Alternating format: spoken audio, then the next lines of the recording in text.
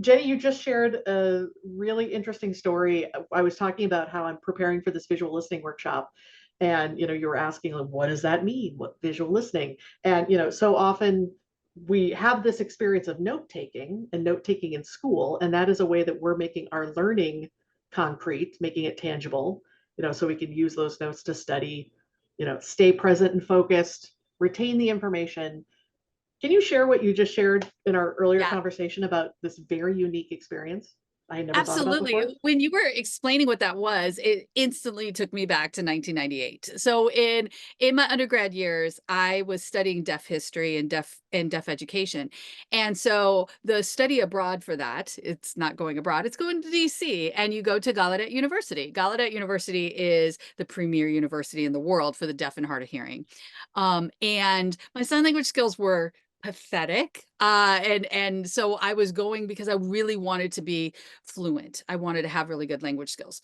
But because I was in undergrad down in Florida and I was studying education back then, I wasn't allowed to take education classes. They wouldn't transfer because of the state. So I could only take my history classes at Gallaudet. I was like, that's cool. I'll take history classes. So I took American history, world history, history of deaf people and Hitler's Europe, the whole thing. And so I was like, okay, this will be really cool. I love history. It'll be fun. And I got to my first class and I had to work really hard to understand everything was in American Sign Language with the voice off, no audio. And so I was trying to learn how to pay super close attention to that.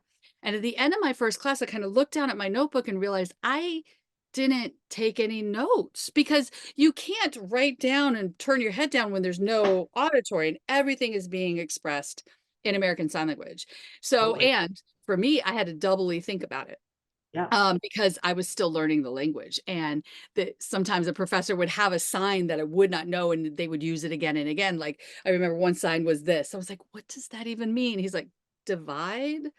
I'm like, oh, okay, now can you do it Yeah. all over again so I know what the heck Yeah. you were talking about? Right. So for me, it took some learning, and I recognized that most of my peers who were deaf Yeah. themselves, I was the outlier there. They didn't open up notebooks. They didn't even bring pens often to the class. They just Yeah. sat back and paid attention because we were watching in sign language. It's like receptive listening because you Hmm. listen into your eyeballs, not into your ears. Ah. And so we'd be watching what would happen.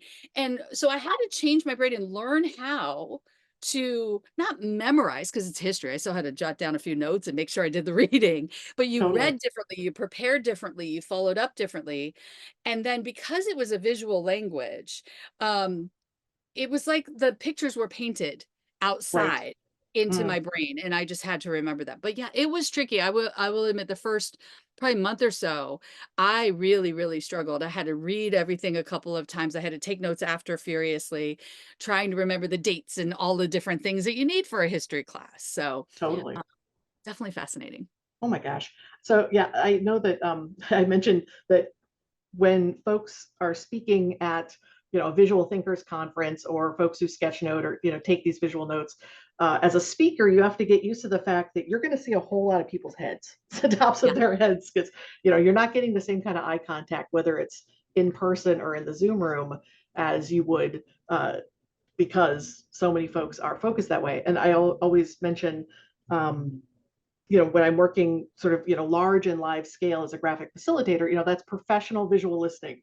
And there are folks who they kind of like glue themselves to the wall and are facing the paper the whole time. And I'm like, wait a second, there is so much information you're getting that's not verbal, so yes, it is important to stop, especially in the ebbs and flows of conversations, to stop and like look at the group and notice, what is the reaction to this? What is people's body language? Like that's more of the information we're taking in that isn't just the auditory.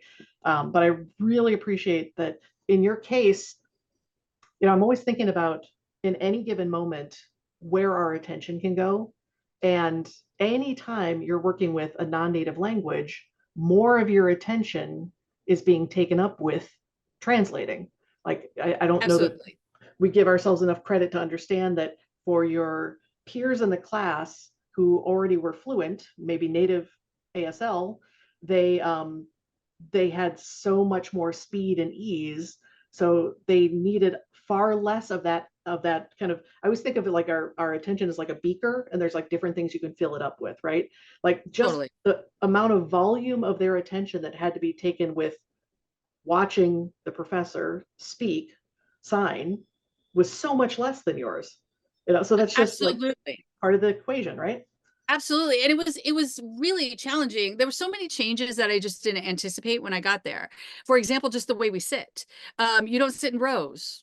We sit in a semicircle, right? So that if somebody has a question or says something, we can turn and see what they're saying. Periphery, right? Right. So like Yeah. everything is in a semicircle, everything it's so like just learning to that there is no such thing as hiding in the back row of a history class. Everybody's in the front row, baby. Right. Like, so we're all Yeah. in the front row. We're all paying attention in a different kind of way. Oh my gosh. Well, and in American Sign Language, one of the things you learn very quickly, and I don't know the exact percentage. So anybody watching this who is fluent and native in American Sign Language, I apologize if I'm doing it wrong, but like 80–90% of sign language is facial expression. Oh, Most of it is facial expression, yeah, so if I sign the word who, and I'm like, who, like there's so many different meanings for yeah, the, for one sign. So the hand shape and what my hand is doing is just a small bit, and it's all very expressive. And so one of the things that I've learned to do when listening, as you said, visual listening, is I'm yeah. looking at their body language. I'm looking at that facial expression, very specifically. Facial expressions are Awesome. everything. Awesome. Thank you for that story. It's brilliant. Oh, you're Love it, so love it. welcome. I love that Yeah. there's a connection to that with with the amazing stuff that you do. Oh, thank you. Thank you. Awesome. Thanks, Jenny. You're welcome.